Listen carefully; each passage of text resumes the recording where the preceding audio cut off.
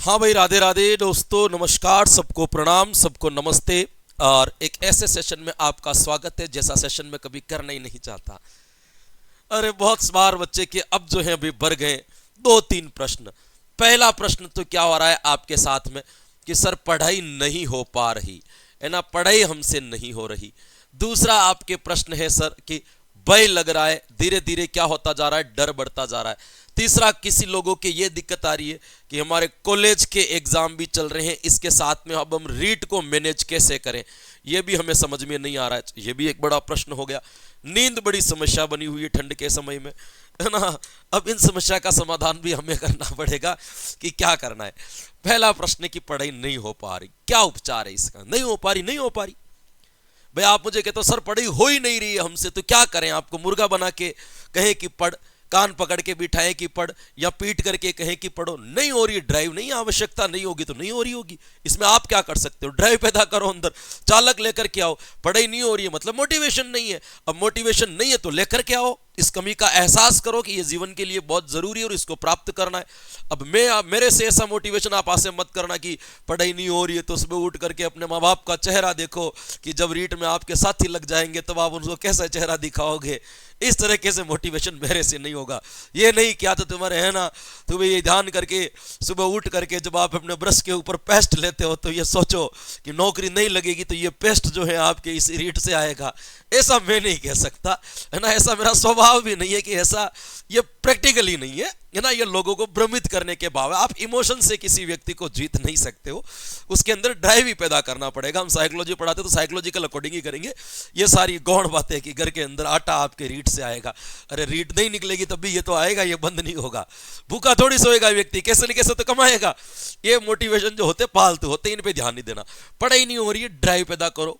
Simple सी बात है, इसकी आवश्यकता को महसूस करो कि यह जीवन के लिए जरूरी है कि नहीं। आवश्यकताएं पैदा करो, नीड लेके आओ अंदर। अपने आप पढ़ाई की क्या बढ़ेगी, गति बढ़ेगी। डर लग रहा है, डर लगने का एकमात्र कारण, भय का मतलब होता है दोस्तों तैयारी का कमजोर होना। तैयारी का क्या होना? कमजोर होना। डर उन्हीं लोगों को लगता है जिनके एविडेंस की कमी हो।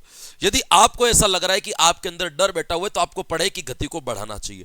भय का साफ अर्थ है, देखो भय दो कारण से भी आता है। जो पहली बार एग्जाम दे रहे हैं उनके अंदर स्वाभाविक है, एक्सपीरियंस नहीं है, अनुभव नहीं है, तो उनका डर होना जायज है।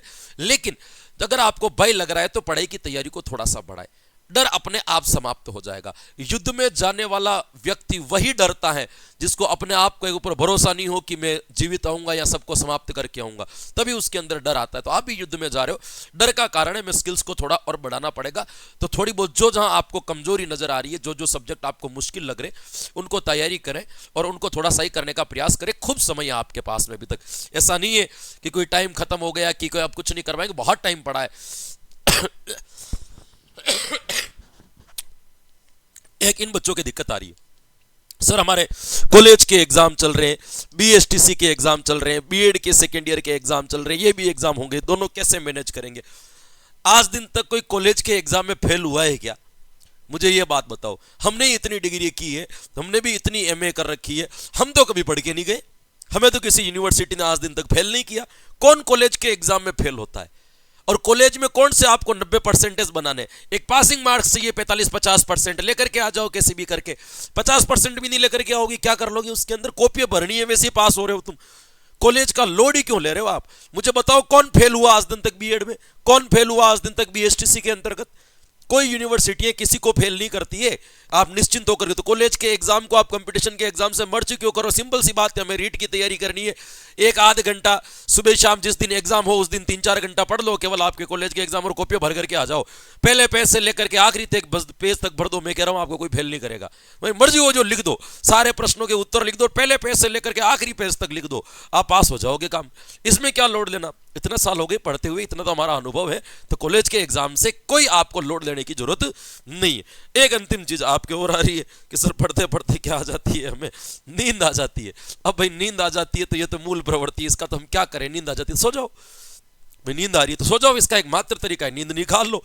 जब आपका नींद से मन भर जाए तब उठ करके क्या कर लेना? पढ़ लेना। अब ऐसा तो मैं कह नहीं सकता कि तुम सोचो ये रीट निकल जाएगी उसके बाद आपको सो नहीं है, आपको यही करना है, उसके बाद ये करना। सब जरूरी है, जो बाद में करना है वो आज भी करना है। ऐसा नहीं कि रीट के बाद तो सोना ही से, तो सोना क्यों? मेंस की तैयारी करनी है, भाई जिंदगी भर थोड़ी सोना है, तो आज सोना जरूरी है। जिस दिन नींद चाहिए उस दिन निकालनी है, बाद में क्या होता है। आ रही है तो 10-12 घंटे आप आराम से क्या कर लो, एक बार रिलैक्स मोड में होकर के सो जाओ, रेस्ट कर लो। और जैसे ही आप आराम से आपको लग जाएगी कि हाँ अब नींद भरपूर होगी, आपकी अपने आप नींद उड़ जाएगी। ये इस वजह से होता है कि लोग जबरन जागने का प्रयास करते। ये करो, थोड़ा सा मोबाइल को साइड में रखो, सोशल मीडिया को थोड़ा सा ऑफ कर दो, 2 महीने के लिए लिमिटेड चीज के लिए आप क्या कर दो, उसको थोड़ा सा लो कर दो, इससे सारा का सारा मैनेज हो जाएगा। तब रिलैक्स। एक तो यार तुम लोड बहुत लेते हो, और आप लोगों की भी गलती नहीं है, एक तो मोटिवेशनल इस पे टीचर पढ़ाते तो कम और मोटिवेशन ज्यादा करने लगे। इसके चक्कर में वो खुद तो मोटिवेट है ही नहीं, और दूसरों को मोटिवेट कर करके डिप्रेशन में डाल रहे हैं। अब उनको ही पता नहीं कि हम बच्चों को मोटिवेट कर रहे हैं कि डिमोटिवेट कर रहे हैं, है ना। रोज एक मोटिवेशन का वीडियो ला करके चिपका देते हैं, रोज 1-1 घंटे मोटिवेशन दे रहे हैं। इनके मोटिवेशन सुन सुन करके बच्चे डिप्रेशन में चले गए, और जो मोटिवेशन दे रहे हैं वो खुद डिमोटिवेशन चल रहे हैं, है ना। उनको खुद को पता नहीं मोटिवेशन क्या होता है। तो इसीलिए इसे चक्कर में न पड़े, इनसे दूर रहे और मस्ती से पढ़ाई करें, शांति के साथ में।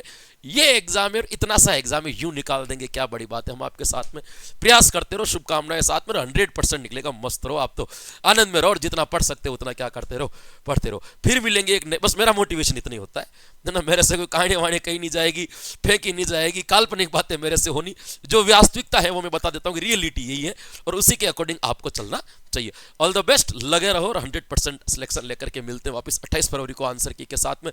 तब तक तो आपका सिलेक्शन जो है निश्चित हो जाएगा। जा नहीं रहा हूं, 28 फरवरी तक क्लासें लूंगा मैं आपकी। जुड़े रहे, आनंद में रहे, मस्ती के साथ में रहे। धन्यवाद।